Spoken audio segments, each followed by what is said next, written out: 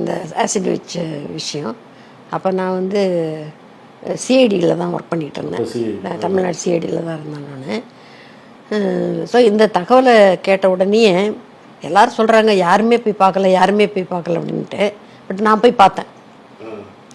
நான் அது அவங்களுக்கு நினைவு இருக்கிறதுக்கு வாய்ப்பில்லைன்னு நினைக்கிறேன். ஏன்னா அந்த வலி அவ்வளோ அதிகமாக இருந்திருக்கும். அதை மறத்து போகிறதுக்காக இன்ஜெக்ஷன்லாம் போட்டிருப்பாங்க ஏதோன்னு நினைக்கிறேன்.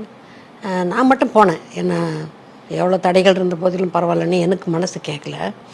அதனால் போனேன். அப்போ வந்து அவங்க படுத்திருந்தாங்க.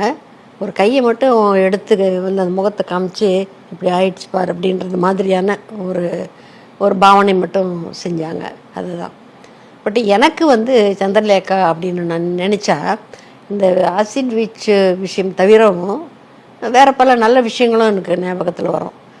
அது என்ன அப்படின்னு கேட்டிங்கனாக்கா அவங்களுடைய துணிச்சல், அவங்களுடைய தன்னம்பிக்கை, இந்த மாதிரியான பல விஷயங்கள்.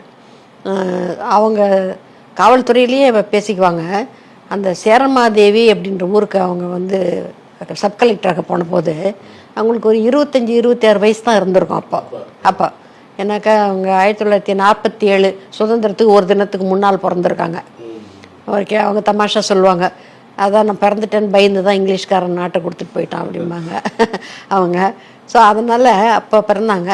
1950